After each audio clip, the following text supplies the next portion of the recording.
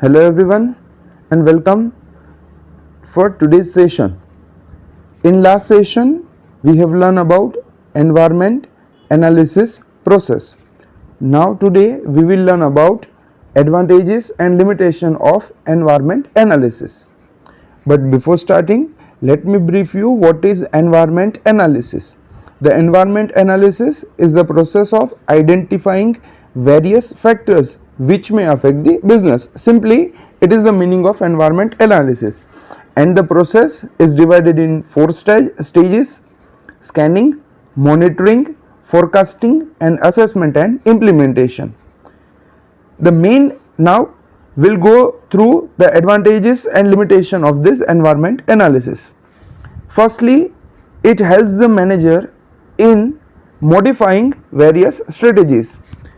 We have went through at the time of understanding process, we have went through the main use of this environment analysis is that it is helpful in making a strategies.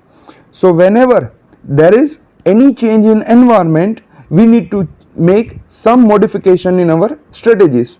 So a continuous analysis, a continuous study of this environment help the manager to make suitable changes as and when it is required in strategies. The next is, it is a prerequisite for formulation of right strategies. It means if you want to make a right strategies mainly made at three level: corporate level strategies, business level strategies, and functional level strategies. Any of strategy if you want to formulate, then it is a prerequisite, that is a requirement that you have to perform prior to make a strategy is environment analysis. By doing environment analysis, you can able to know what are the opportunities and threats, and according to that you can formulate a proper strategy. The another advantage is, it is a very important benefit of environment analysis is its contribution in identification of risk. The main use of environment analysis is done to identify opportunity and risk. So after doing environment analysis, business can able to know the risk. Next is technological forecasting will indicate some of the future opportunities and challenges in the field of technology. The forecasting are specifically related with the technology, in the field of technology, that after certain period of time, say for example, if a new technology is invented today, then how long it will survive in the market, how long it will take to introduce in the market. So this all kind of knowledge can be obtained by doing technological forecasting. The next advantage is, the main idea of doing environment analysis is to make aware environment and organization linkage. By doing this analysis, manager can able to know that there is some link between organization and environment. They both are associated with each other. Any changes that take place in environment will surely affect to business.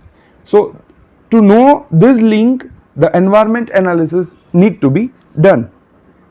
And by doing such analysis, by identifying this link, an organization can able to identify the future and present opportunities and threats. That is, what are the opportunity available for business right now and what will be the future opportunities, similarly for the risk. The another advantage is, it helps in understanding the transformation take place in the environment. As you already know that the environment is dynamic in nature, it continuously keeps on changing. So what type of changes are taken place in this environment and how it will affect to our business. To know all these things, a study of environment is necessary. The next is, the forecasting helps the business to identifying the social and economical changes at national and international level. As again already said, the environment is keep on changing, so the forecasting whatever which have made for related with the social and economic aspect, this will help the company to this environment analysis helps the company to identify whether any changes take place in such factors or not. By doing this, the company can able to achieve a good amount of stability in both national as well as international market. It also helps in analyzing the competitor strategies. In competitive age, it is very important to know what competitors are doing and what may be their future plan. So identifying this environment analysis is helps the manager in identifying this. And lastly, it keeps the manager informed, alert and often dynamic. Environment analysis is continuous process, and that is why manager need to continuously involve in this process. He need to be very informed about micro changes that take place in environment. This will make him very alert, as well as he keeps himself dynamic, that is he also changes, he himself make necessary changes according to the changes that take place in the market. So now let's discuss limitations. The first and foremost limitation of this analysis is the selection of variable. In stage 1, the scanning stage, the manager identify various factors. Factors are nothing but variables. So in scanning stage, the manager identify various factors and go for a brief analysis, while in second monitoring stage, a manager goes for a detailed analysis. Now in this 2 stage, if a manager has identified a wrong factors, then the whole process will go wrong, and the outcome of this process will not be helpful for organization.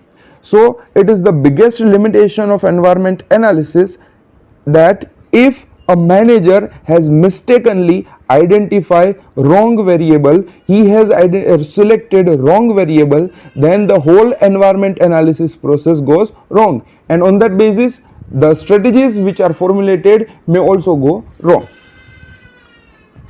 The next is forecasting is made for future, and of course future is highly uncertain.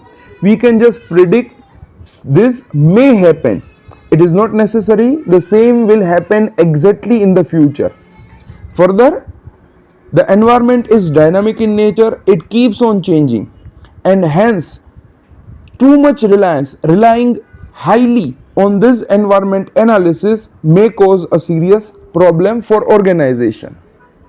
It doesn't mean that organization does not have to go for environment analysis, but a heavy reliance only depending on environment analysis will not be useful.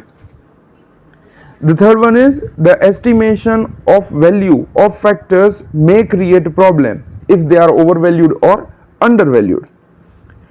The factors which are identified in stage 1 and 2, scanning and monitoring, then the manager gives the value, weightage to those factors. It means whether these factors are affecting too much to our business or the effect of such factors are very less for our business, and according to the strategies are formulated. Now in giving this weightage, if manager has done any mistake, that it may create a problem. Say for example, one factors, say for example interest rate. A manager has studied the factor interest rate may affect the business financial position. Then the manager has decided that for our business the interest rate will not affect so much, but actually the business is planning to raise debt from the market. In such a cases, the interest rate definitely affect the business and it has large effect, it has big effect, but a manager mistakenly undervalued the factor, haven't considered the factors too much. So such kind of valuation weightage problem occurs if the manager is giving overvalued or undervalued to a specific factor. And lastly, it does not provide any guarantee for organizational effectiveness. It means by doing environment analysis, a company cannot say that they will be surely a successful firm in the market. It is one of the method to identify opportunity and risk. There are many other things that need to be done by manager to make an organizational effectiveness. So only environment analysis is not any guarantee. So that is all about today's session, as well as that is all about the chapter 1. Stay tuned for more updates. Thank you.